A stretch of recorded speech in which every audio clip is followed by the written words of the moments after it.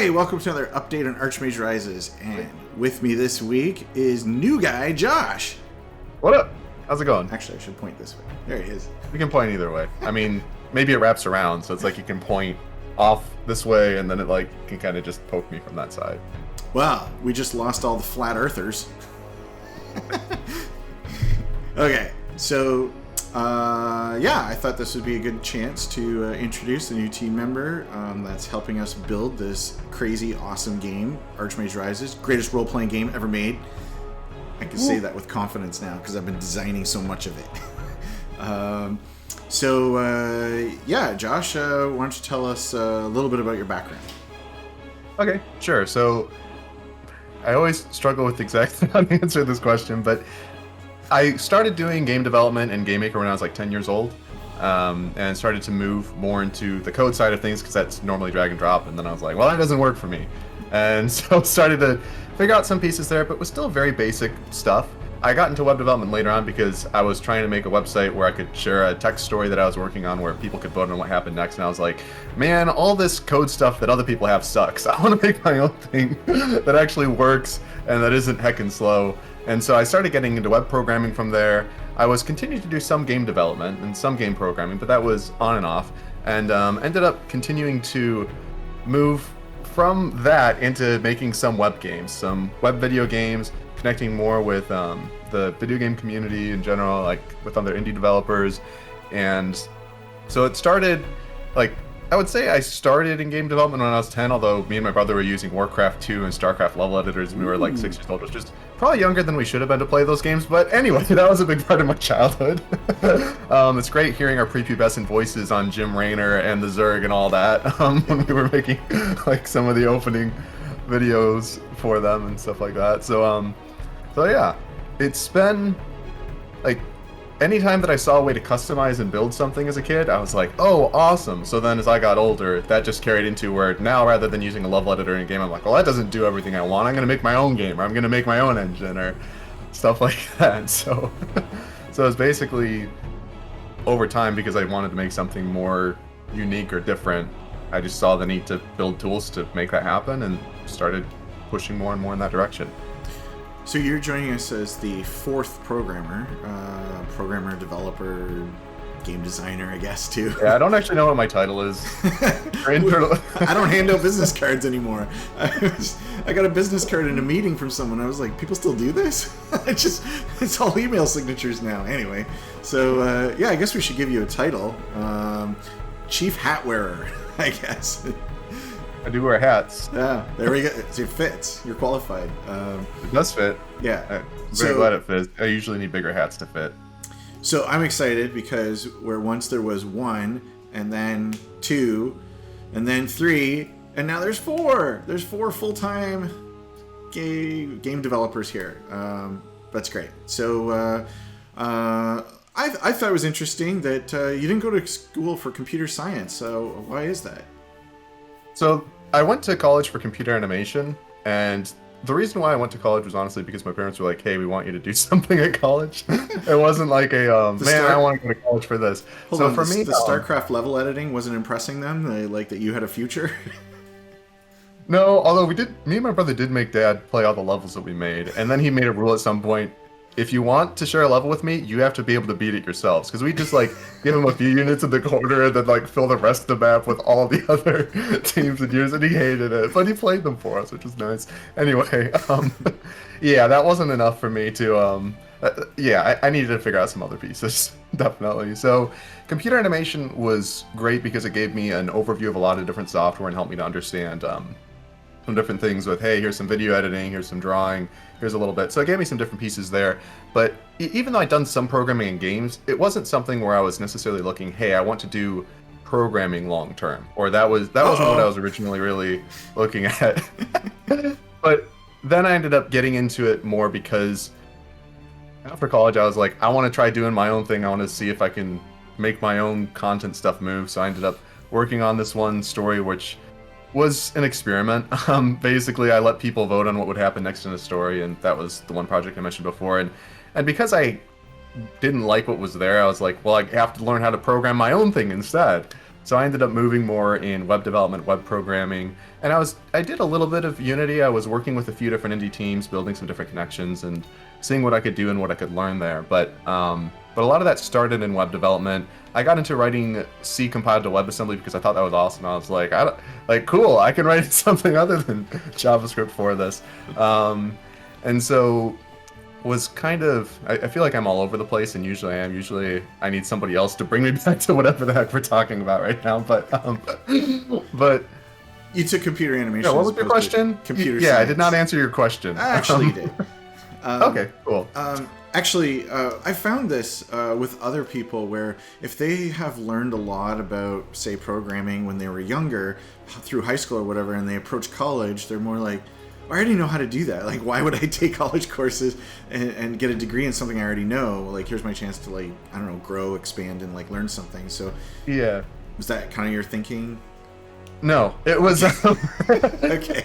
The reason why I didn't go to college for it was, honestly, it wasn't even in my mind. The reason why I went more and more into web programming was because I had a friend, and we still see each other, like, every week, where we ended up... basically, he was interested in programming stuff, and I was doing some programming stuff, and he actually pushed me a lot in learning a lot of different things. He would bring up different things, and so that back and forth, maybe I would still be doing as much programming as I've done, but I don't think I'd have done as much. I wouldn't have learned the things that I learned without that relationship and that friendship. And like, we gave back and forth a lot in teaching each other different things. But I definitely learned a lot of different things from him, a lot of different ideas where, I mean, it was, for me, self-taught usually means I'm learning from thousands of people online, but Stack Overflow doesn't always give good answers. Like, I'd like to think it does. I'd like to think that the top answer on Stack Overflow is always great, but sometimes it's not. And talking with other people, you learn all sorts of different approaches that you never would have heard about before, or just different paradigms, etc. So for me, I wasn't really thinking, man, I want to get into programming with college. Although I was doing some web programming during college, because it was interesting to me to try to learn some of that. I was just like, program is kind of fun. It wasn't something that I originally saw as, hey, I'm going to keep pushing into this, but I found I love making tools for other people. I've been able to help people with getting some of their content creation websites back up and running, or help them get certain things moving. And so I found making tools for other people, helping other people create great stories. I love doing that. And one of the great ways to do that is through tools, which I know, I guess it's probably fine for me to say. I mean, when you messaged me and you're like, hey, like, after you hired me, it was like, we're thinking of having you focus on story and tools. I was like, cool, because that's what I've been doing so far. While I'm all over the place. Anyway, if you can follow, story and tools. The work that I'm doing here feels like what I did unpaid for the last 5 years, and so it feels like a really nice transition to the point where I almost have to remind myself, like, when I feel like this is going to sound bad because I know that I'm doing helpful stuff and I know that I'm doing important work, but it also almost feels like, man, when am I going to work? Like, I almost feel like there's a piece of me where I'm used to it not being what feels like work, and so then I'm kind of like, yeah, I am going to work. Like, I don't feel like I am, and so I feel like, man, I should go to work. Well, I am at work. Like, I'm doing the right thing. I'm good. Because I just enjoy, like, the process of work. Sure.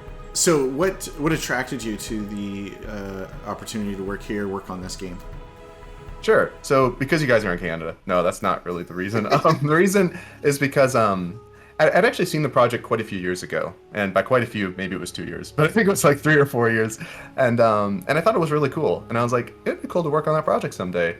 And when I saw the opportunity, I was like, they're probably not going to bring me on. I mean, I don't know if I've got the experience that they're looking for. I don't know if I've got quite what they're looking for in this. I'm like, yeah, I'll apply, and I'll see how that goes. I was like, I might as well. If it's something where it's like it does happen, then I'm like, okay, then this was a good thing to have happen. But I was kind of thinking that, like, okay, well, first there needs to be a possibility for me to get into Canada, and if that's not something that's even possible right now, depending on restrictions, then that's a no. Okay, and then also I need to know that he likes enough of that he's interested in talking with me on this. Okay, and then how's the programming test go? And then. And so, yeah, that was all a very, I didn't expect to get to where I am now, but I'm really excited to be here. Okay. That's Like, good. I didn't apply thinking I'm gonna get this job. I was more like, I'll see what happens. And now I'm like, oh wow, that happened. Awesome. I didn't think it would, but I'm really happy about it. So is there something about the project that especially kind of inspires you or Yeah. draws you to it? Yeah, absolutely. One of the things that I see with a lot of game developers is that they think, well, okay, I don't know what they think, but there's this very big focus in general of, hey, we want to make a better game. Let's make the graphics better. Let's increase that poly count. Let's increase the texture resolution and the resolution. And the thing is that that's an aspect of games, but interactivity and a lot of game developers or a lot of games don't seem to push interactivity further. And I loved that, hey, we're trying to give you more options. We're trying to have more of a focus on what are the range of possibilities. And I like that there's even an acknowledgement and understanding of, hey, you know what, going back to text is a strength, or can be, and it's not full text, obviously. We've got great graphics and love the art. And but hey, when you have an openness of interpretation, that can be really powerful, because now players can insert themselves, they can interpret different things. The same as, I mean, I like D&D as well. I need to play a lot more of it. I feel like I haven't played it enough to say it as much as other people have the right to say it. But I've enjoyed what I've played, and I'd love to do more. So for me, it was, hey, we're pushing games in an area that a lot of people are not pushing it in, that needs to be pushed more. Yeah. And to me, it's sort of like, in my mind, it's kind of the obvious thing of, okay, so games, let's increase the interactivity, but it doesn't seem like there's enough people pushing it forward in those areas. And so seeing all the things that you were looking at, I was like, sweet! Nice! Well, we may prove it's not commercially viable, and that's our contribution to to the industry. Okay, so what are some of the things that you've worked on in your young 2 weeks here? In my young 2 weeks here, I've worked on Ice Shield, and when I saw that you had a video called Team Building for the previous update, I was like, I'm gonna watch it, and then I'm gonna comment. You did, yes. See if I can stay involved in the comments at least a bit, because I think that's cool. It'd be cool to meet you, whoever you are, if you want to be met. And yeah, so besides that, I'm so bad at remembering these sorts of things on the spot. I've been doing stuff. One of the things that I've been working on today is looking at some different bugs in the battle system, making sure that our targeting's working well, and that when you try to select something, you select it. When you try to click on something, you click on it. I worked on some different combat items, so stuff where it's like, hey, you can make this flying enemy not fly anymore. Hey, you can end up, I need to look at my notes because I'm totally brain farting on what I was working on, but it was all very important stuff. It wasn't actually, I'm just having fun saying it in this like really bad way. Okay, tell us about Ice Shield specifically. Sure. So Ice Shield was interesting because it was the first thing that I worked on, and I got the impression that it was like, so there's a few things that there was one assumption that I made starting off that was I shouldn't have made, and that was that, hey, all the code here works. And that was part of what threw me for a loop, was that over time I was like, oh, there's bugs. There's things that I thought were working that weren't. And so I was kind of trailing everything. I was kind of tracing everything and being like, okay, how does this connect? What the heck is this doing? What's going on over here? And I had to build out some new systems for Ice Shield to work as well. I was kind of thinking, okay, first task, I can probably just work in these files and it works. No, I had to go around and I had to, first few days, edit core code in the combat system of the project, which is something that normally I'd be like, okay, I just joined this project, I just started working on this, don't touch the core code. Like, focus in my little area, and if something is going wrong, be like, hey, could you please help me? There seems to be something wrong with the core. And then they could be like, oh, okay, Josh, like, yeah, well, you're the new guy, like, it's okay. And then it's like, nope, okay. Jumping into that, and so the way that Ice Shield works is that people can, obviously it's a shield, so it has an amount of health. People can damage it, but also every turn a amount of its health melts away. And so if, let's say that it melts 10 damage, if the opponents deal 20 damage, it doesn't melt that 10 damage as well. They dealt over the melting damage. It's like they're attacking a part of the shield that was already melting off. So basically whichever is greater, the amount of meltingness that would happen or the amount of damage from opponents, whichever is greater is what gets applied. So that's how it's different from Arcane Shield. Yeah. Yeah, and that it's gradually melting away, as well as, I mean, there's some cool upgrades on it, which I think are pretty cool. And I guess I learned that it's one of the spells that has the most upgrades in the game, so thanks for that for the first one too. Okay, let's just talk about why it has the most upgrades. So as I go through and design the spells, right, I'm like, at a high level, I'm like, I need a shield in the ice school. Basically, I need a shield in all the schools, right? So we have a shield spell for all the schools. So all 5 of the spell schools, in case people don't know, Arcane, Fire, Ice, Storm, and Earth. So you can specialize in just one of those schools, right? So it seemed to me to be dumb that you don't have a shield spell, like, because you're specializing in ice. So every school has its own shield, and every shield has to behave differently according to what spell school it's in. So I know those things, and I go to like design up what should this thing actually be, and then I leaf through all my D&D books and look to see like what's kind of cool or interesting in there, mainly for inspiration. It's not really a direct correlation, but anyway, I come up with something, and then I'm like, okay, that's kind of an interesting spell. Now, where could we stretch it? How can we push it in different directions, make it more interesting, make it more powerful? And those are the spell upgrades. And in this internal spell document, if I can come up with a bunch of upgrades off the top of my head, I write them all in. If I can't come up with many, or like think some of the spells just have one upgrade, not because that's what it's actually going to have, but just at the time, I'm like, that's all I can think of, and just move on to the next thing. Because I think I designed some 50 spells in over a couple of day period. And so it just so happened that particular spell had like 6 a lot upgrades. of inspiration there. A lot of inspiration there. I found it very interesting, at least at the time, to be working on spell. I think it's really cool. So you think the players are going to enjoy Ice Shield?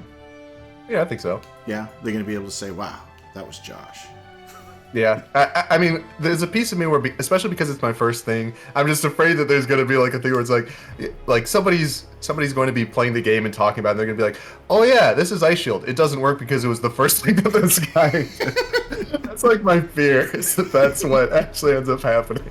Okay, well, now you've just told them what to write in the comments. Now and later. Okay, so one last thing as we kind of wrap up is you've done a lot of your own work in story and how stories should be or could be addressed in interactive media and such.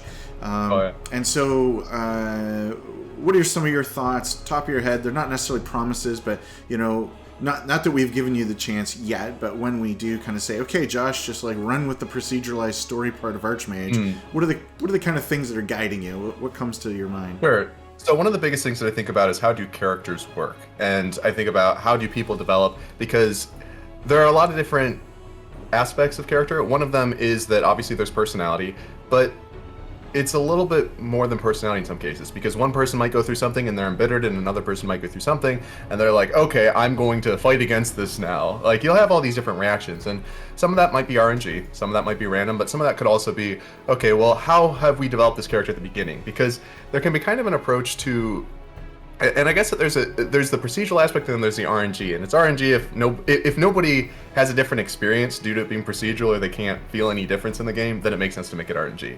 If there is kind of a sense of that, like, what I would love is for people who know how people work or are familiar with different personality types, for them to respond to a character a certain way and then get the reaction that they were expecting. Not because I want people to be easily manipulable, but because I want it to be, hey, these characters are believable and they are accurate to how personalities work. So, for example, I don't want to have a patronly lady talk about how she's going to go take a crap or something. Like, there needs to be some, like, realism in the sorts of things that they would say, but also then, as a character, if, say, for example, you're talking with somebody who would prefer you be blunt, if you're rude to them, or if you're a little bit more blunt, they might like that. They might be like, oh, this person's being honest with me. I'm used to people just kind of like, yeah, like, right. bootlicking, or is that the right term? Yeah, sure, bootlicking. So, which is gross. But anyway, I think that that's one of the biggest things that I'm thinking of, is how would we make these characters believable? And so one of the things I think is interesting looking at the system is, how do you organize some of that in a way where you've got different personalities, and there's a lot of range of that, and that it's not just the same 9 personalities or the same 6 personalities, because there's also so many different personality systems where it's like, okay, it could be you look at Myers-Briggs, it could be you look at Enneagram. Okay, would you want to look at there's like all sorts of different ones, top 5 discs, and it's like, would we want to look at some of those? Would I want to figure out some sort of scale based on that? Would I want to like what are some ways to do that? Or would nobody really be able to tell, and it just makes sense to use RNG dialogue? I think there's a balance between the two, but that's something that gets me excited, is thinking about, okay, how are we going to organize this, and how are we going to make it so the characters are believable? And even that you come back 20 years later, and maybe you have 2 siblings, they both lost their parents when they were kids.